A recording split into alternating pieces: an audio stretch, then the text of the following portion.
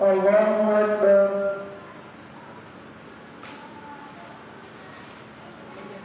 الحمد لله رب العالمين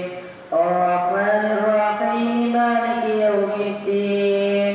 إياك نعبد وإياك نستعين اهدنا الصراط المستقيم صراط الذين أنعمت عليهم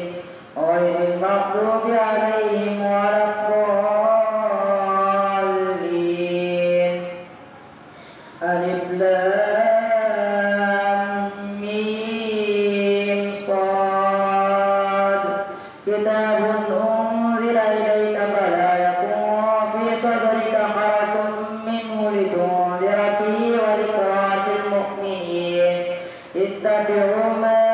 أنزل إليكم من ربكم ولا تتبعوا من دونه أولياء قليلا ما تذكرون. وكم من قرية أهلكناها فجاءها بأسنا بياتا أو هم قائلون فما كان دعواهم إذ جاءهم بأسنا إلا أن قالوا إنا كنا ظالمين. فلنسألن الذين أرسل إليهم ولنسألن المرسلين ولنقصن عليهم بعلم وما كنا غائبين. والوزن يومئذ الحق فمن ثقلت موازينه فأولئك هم المفلحون ومن خفت موازينه فأولئك الذين خسروا أنفسهم بما كانوا بآياتنا يظلمون. ولقد مكناكم في الأرض وجعلنا لكم فيها معايش قليلا ما تشكرون.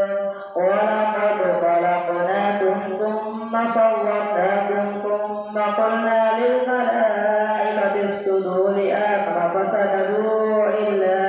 إبليس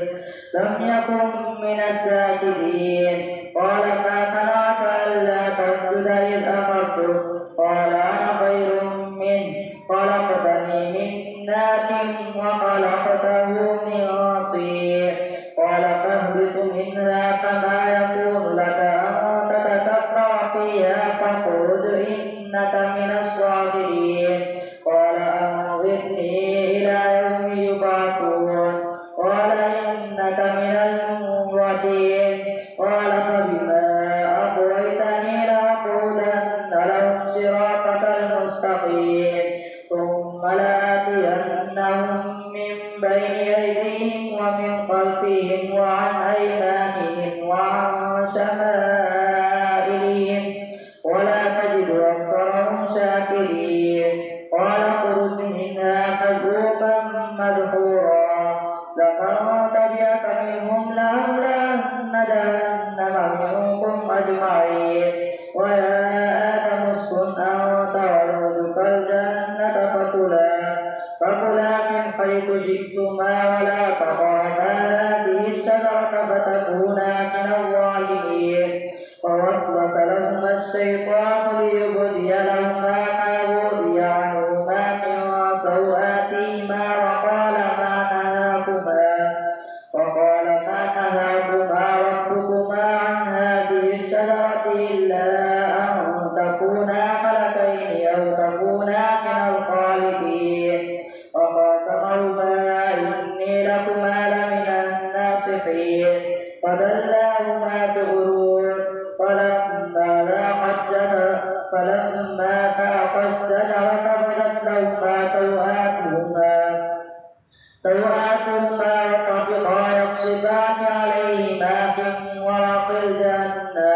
وناداهما ربهما ألم أنهكما عن تلكما الشجرة وأقل لكما إن الشيطان لكما عدو مبين. قالا ربنا ظلمنا أنفسنا وإن لم تغفر لنا وترحمنا لنكونن من الخاسرين. قال اهبطوا بعضكم لبعض بعض عدو ولكم في الأرض مستقر ومتاع إلى حين وقال فيها تحيون وفيها تموتون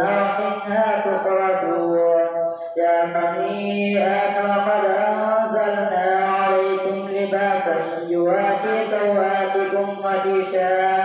ولباس التقوى ذلك خير ذلك من آيات الله لعلهم يذكرون يا بني آدم لا يفتننكم الشيطان كما أخرج أبويكم من الجنة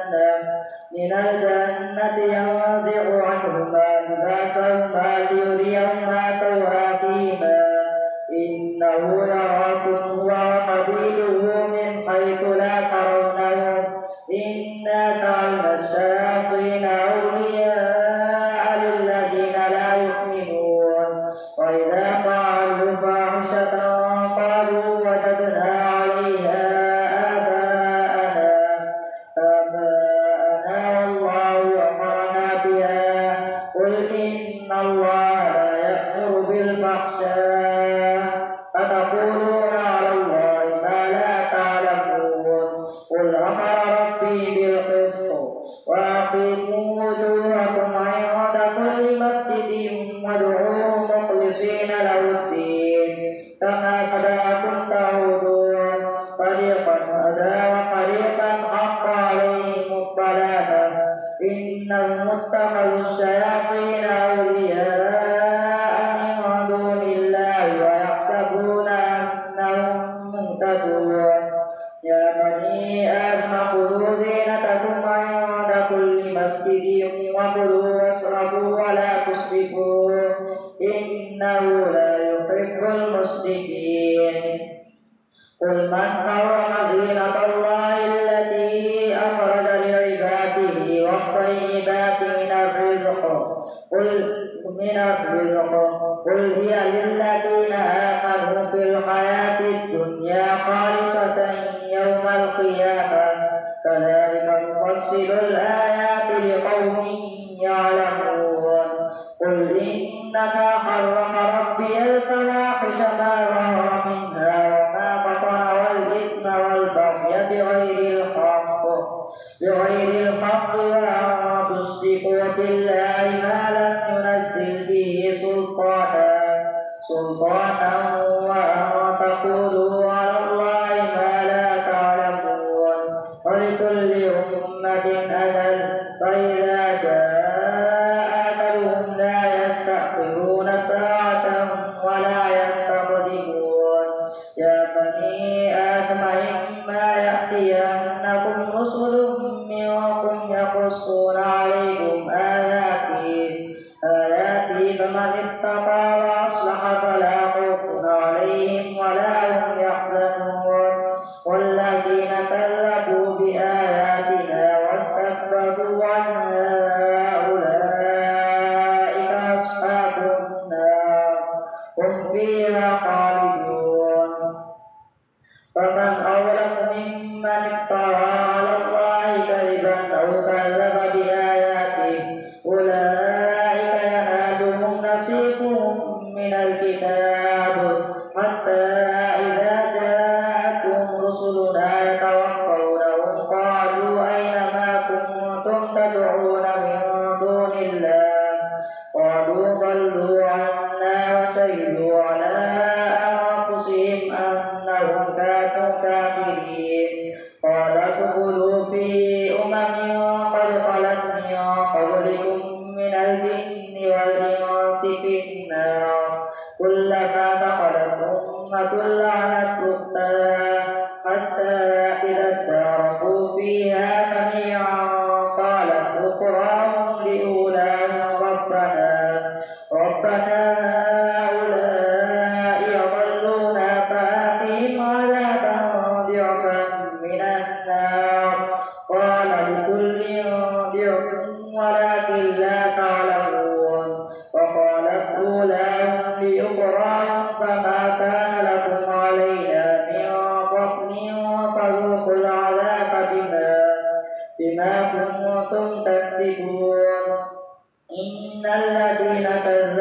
بآياتنا واستكبروا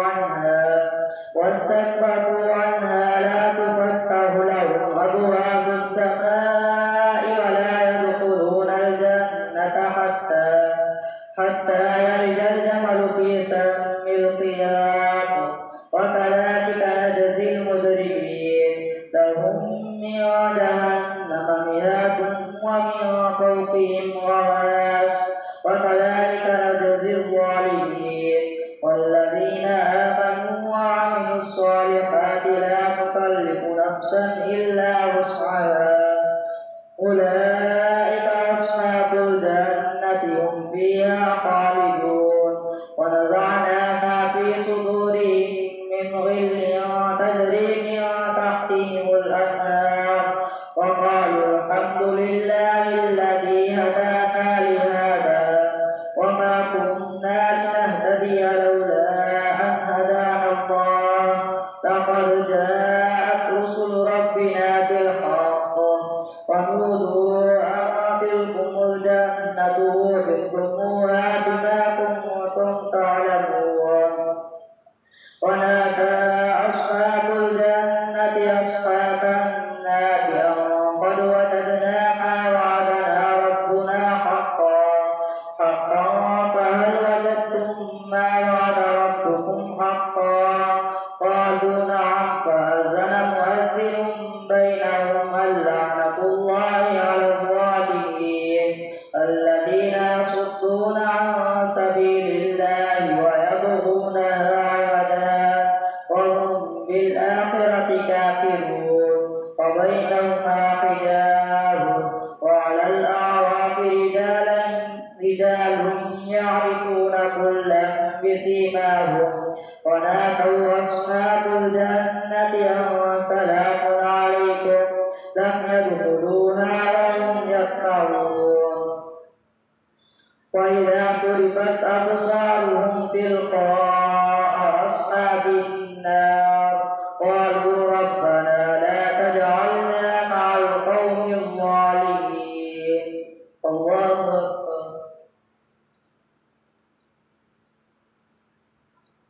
سمع الله لمن حمده الله أكبر الله أكبر الله أكبر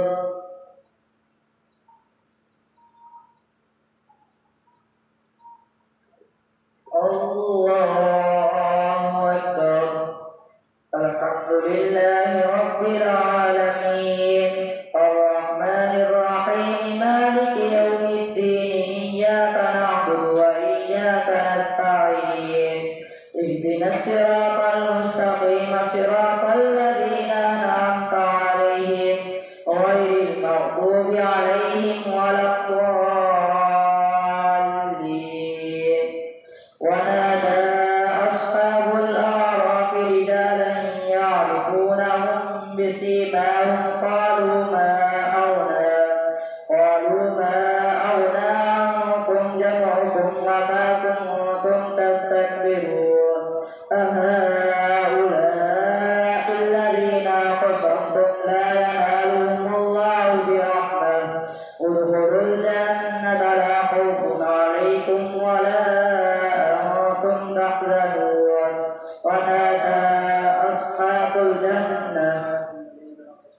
ونادى أصحاب الأعراف رجالا يعرفونهم بسيماهم قالوا ما أغنى عنكم جمعكم وما كنتم تستكبرون أهؤلاء الذين أقسمتم لا ينالهم الله برحمة ادخلوا الجنة لا خوف عليكم ولا أنتم تحزنون ونادى أصحاب النار أصحاب الجنة أن أفيضوا علينا من الماء يوم ما رزقهم الله قالوا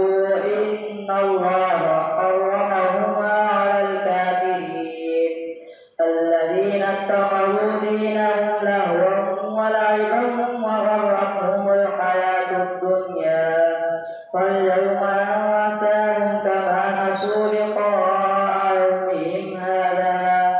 وما كانوا بآياتنا يجحدون ولقد جئناهم بكتاب فصلناه على علم هدى ورحمة لقوم يؤمنون هل ينظرون إلا تأويله يوم يأتي تأويله يقول الذين نسوه من قبل قد جاءت رسل ربنا بالحق فهل لنا من شفعاء فيشفعوا لنا أو نرد فنعمل غير الذي كنا نعمل قد خسروا أنفسهم وضل عنهم ما كانوا يفترون إن ربكم الله الذي خلق السماوات والأرض في 6 أيام ثم استوى على العرش يغشي الليل النهار يطلبه حثيثا والشمس والقمر والنجوم مسخرات بأمره ألا له الخلق والأمر تبارك الله رب العالمين ادعوا ربكم تضرعا وخفية إنه لا يحب المعتدين ولا تفسدوا في الأرض بعد إصلاحها وادعوه خوفا وطمعا إن رحمة الله قريب من المحسنين وهو الذي يرسل الرياح بشرا بين يدي رحمته حتى إذا أقلت سحابا ثقالا سقناه لبلد ميت فأنزلنا به الماء فأخرجنا به من كل الثمرات كذلك نخرج الموتى لعلكم تذكرون والبلد الطيب يخرج نباته بإذن ربه والذي خبث لا يخرج إلا نكدا كذلك نصرف الآيات لقوم يشكرون لقد أرسلنا نوحا إلى قومه فقال يا قوم اعبدوا الله ما لكم من إله غيره إني أخاف عليكم عذاب يوم عظيم قال الملأ من قومه إنا لنراك في ضلال مبين قال يا قوم ليس بي ضلالة ولكني رسول من رب العالمين أبلغكم رسالات ربي وأنصح لكم وأعلم من الله ما لا تعلمون أوعجبتم أن جاءكم ذكر من ربكم على رجل منكم لينذركم ولتتقوا ولعلكم ترحمون فكذبوه فأنجيناه والذين معه في الفلك وأغرقنا الذين كذبوا بآياتنا إنهم كانوا قوما عمين وإلى عاد أخاهم هودا قال يا قوم اعبدوا الله ما لكم من إله غيره أفلا تتقون قال الملأ الذين كفروا من قومه إنا لنراك في سفاهة وإنا لنظنك من الكاذبين قال يا قوم ليس بي سفاهة ولكني رسول من رب العالمين أبلغكم رسالات ربي وأنا لكم ناصح أمين أوعجبتم أن جاءكم ذكر من ربكم على رجل منكم لينذركم واذكروا إذ جعلكم خلفاء من بعد قوم نوح وزادكم في الخلق بسطة واذكروا آلاء الله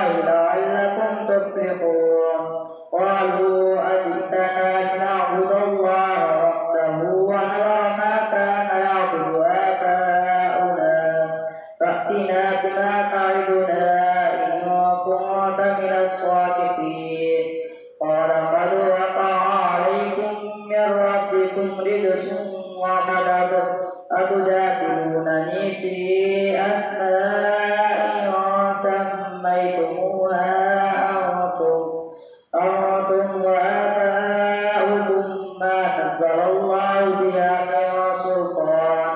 فانتظروا إني معكم من المنتظرين فأنجيناه والذين معه برحمة منا وقطعنا دابر الذين كذبوا بآياتنا وما كانوا مؤمنين وإلى ثمود أخاهم صالحا قال يا قوم اعبدوا الله ما لكم من إله غيره قد جاءتكم بينة من ربكم هذه ناقة الله لكم آية فذروها تأكل في أرض الله ولا تمسوها بسوء فيأخذكم عذاب أليم واذكروا إذ جعلكم خلفاء من بعد عاد وبرأكم في الأرض تتخذون من سهولها قصورا وتنحتون الجبال بيوتا فاذكروا آلاء الله ولا تعثوا في الأرض مفسدين قال الملأ الذين استكبروا من قومه للذين استضعفوا لمن آمن منهم أتعلمون أن صالحا مرسل من ربه قالوا إنا بما أرسل به مؤمنون قال الذين استكبروا إنا بالذي آمنتم به كافرون فعقروا الناقة وعتوا عن أمر ربهم وقالوا يا صالح ائتنا بما تعدنا إن كنت من المرسلين فأخذتهم الرجفة فأصبحوا في دارهم جاثمين وتولى عنهم وقال يا قوم لقد أبلغتكم رسالة ربي ونصحت لكم ولكن لا تحبون الناصحين ولوطا إذ قال لقومه أتأتون الفاحشة ما سبقكم بها من أحد من العالمين إنكم لتأتون الرجال شهوة من دون النساء بل أنتم قوم مسرفون وما كان جواب قومه إلا أن قالوا أخرجوهم من قريتكم إنهم أناس يتطهرون فأنجيناه وأهله إلا امرأته كانت من الغابرين وأمطرنا عليهم مطرا فانظر كيف كان عاقبة المجرمين وإلى مدين أخاهم شعيبا قال يا قوم اعبدوا الله ما لكم من إله غيره قد جاءتكم بينة من ربكم وأوفوا الكيل والميزان ولا تبخسوا الناس أشياءهم ولا تفسدوا في الأرض بعد إصلاحها ذلكم خير لكم إن كنتم مؤمنين ولا تقعدوا بكل صراط توعدون وتصدون عن سبيل الله من آمن به وتبغونها عوجا واذكروا إذ كنتم قليلا فكثركم وانظروا كيف كان عاقبة المفسدين وإن كان طائفة منكم آمنوا بالذي أرسلت به وطائفة لم يؤمنوا فاصبروا حتى